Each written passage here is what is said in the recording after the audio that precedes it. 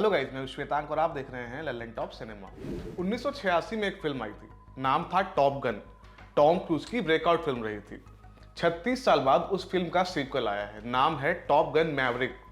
Release से and पहले 2022 Cannes film festival में इसका वर्ल्ड प्रीमियर किया गया था। पहली और दूसरी फिल्म के बीच टॉम क्रूज ने हॉलीवुड एक्शन फिल्मों को अलग मुकाम पर पहुंचा दिया है, क्योंकि उनकी फिल्मों में जो भी एक्शन सीक्वेंसेस होते हैं वो असल में शूट किए जाते हैं, कंप्यूटर पर बैठकर नहीं बनाए जाते।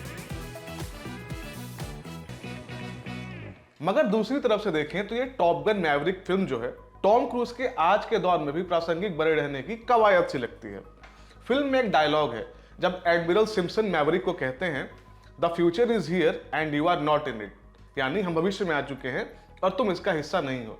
इसके जवाब में मैवरिक उन्हें कहता है, may be so sir but not today, यानी हो सकता है सर मगर आज तो मैं हूं। ये कहने सुनने के लिहाज से बड़ी फिल्मी लाइन है, मगर टॉम क्रूज के करियर और लेगेसी के संदर्भ में काफी हद तक फिट बैठती है। मगर अच्छी बात यह है कि करियर के जिस पड़ाव पर आकर लोग थोड़ा रिलैक्स होना चाहते हैं, वहीं टॉम क्रूज दनादन मिशन इम्पॉसिबल करने में लगे हुए हैं। वैसी ही एक इम्पॉसिबल मिशन की कहानी है टॉप गन मैवरिक। ये कहानी ओरिजिनल फिल्म के 30 साल बाद घटती है। कैप्टन पीट मिशेल उर्फ मैवरिक अपने साथी निक ब्रैडशॉ के गुजरने का गम नहीं भुला पाया है। वो अब भी यूएस नेवी में टेस्ट पायलट के तौर पर काम कर रहा है।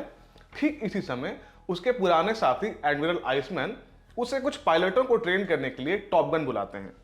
टॉप गन यूएस का एक डिफेंस प्रोग्राम है जिसमें चुनिंदा पायलटों को खास ट्रेनिंग दी जाती है ताकि हवाई युद्ध में वो फाइटर पायलट दुश्मन सेना को करारा जवाब दे पाए। अमेरिका से सटे एक देश है जिसका नाम फिल्म में नहीं बताया जाता। उस देश में एक यूरेनियम फैसिलिटी है जो अमेरिका के लिए घातक हो सकती है, मगर उस लोकेशन तक पहुंचना बहुत मुश्किल है क्योंकि वो फैसिलिटी दो पहाड़ों के बीच जमीन के भीतर बनी हुई है। उस इलाके को गार्ड करने के लिए कई मिसाइलें लगी हुई हैं। उस एरिया से किसी भी प्लेन को गुजरते ही वो मिसाइलें उन्हें मार गिराएंगी। इस मिशन के लिए टॉप गन से 10 फाइटर पायलट चुने जाते हैं जिन्हें मैवरिक ट्रेनिंग देता है।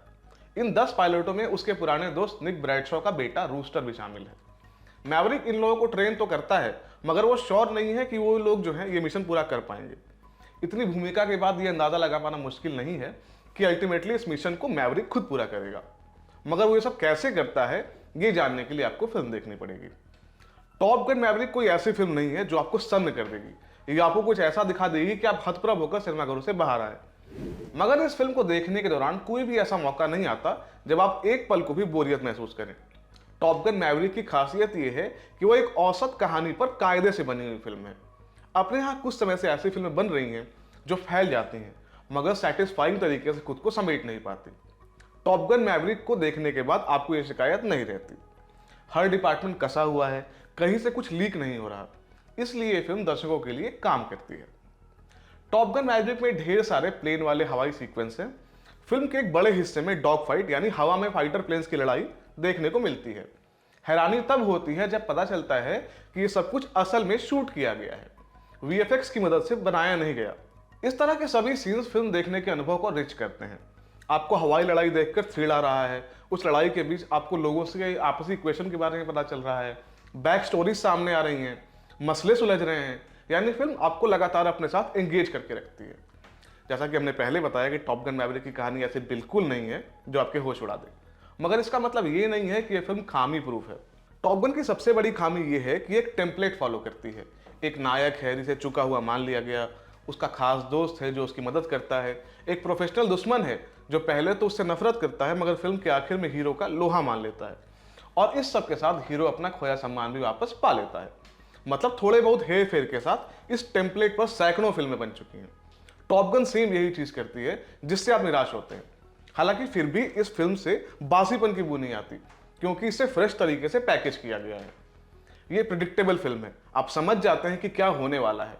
बावजूद इसके आप उसे अपनी आंखों के सामने घटते हुए देखना चाहते हैं क्योंकि फिल्म में जो कुछ भी हो रहा है वो टॉम क्रूज कर रहे हैं। ये चीज कई मौकों पर फिल्म के खिलाफ चली जाती है। होता क्या है कि सारा फोकस टॉम क्रूज पर होने की वजह से अन्य किरदारों के बारे में आपको ज्यादा पता ही नहीं चल पाता। फिल्म में विप्लैश फेम माइल्स टेलर ने रूस्टर यानी ब्रैडली ब्रैडशॉ का रोल किया है। मैवरिक के अलावा एक लौता कैरेक्टर है जिसके बारे में आप कुछ बातें जान पाते हैं, वो भी इसलिए क्योंकि इस किरदार का कनेक्शन 1986 वाली फिल्म से है। ये अगली चीज है जो टॉप गन मैवरिक में आपको खटकती है। टॉप गन मैवरिक को आप तभी देख सकते हैं जब आपने ओरिजिनल फिल्म देखी हो, क्योंकि फिल्म के बैकग्राउंड स्कोर से लेकर कई अन्य मौकों पर पिछली फिल्म का रेफरेंस आता है। इनफैक्ट मैवरिक और रूस्टर के बीच जो भी पंगा है वह पिछली फिल्म में हुआ था।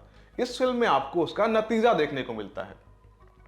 फिल्म में टॉम क्रूज और माइल्स टेलर के साथ एड हैरिस, जॉन हैम, जेनिफर कॉनेली और ग्लेन पावेल जैसे एक्टर्स भी नजर आते हैं। कुल मिलाकर बात यह है कि टॉप गन एक घिसी हुई कहानी है, मगर इस कमजोरी को उसकी फ्रेश और चकाचक पैकेजिंग ढक देती है। इस फिल्म का एक ही मकसद है, वो है एंटरटेनमेंट। टॉप गन मैवरिक वो काम ढंग से कर देती है। मगर कुछ नया या मीनिंगफुल सिनेमा देखना चाहते हैं तो टॉप गन से आपको वो नहीं मिल पाएगा। बाकी ये हमारा मानना है, आपको क्या लगता है हमें कमेंट बॉक्स में बताइए। मैं था श्वेतांक और आप देख रहे थे लल्लन टॉप सिनेमा। शुक्रिया।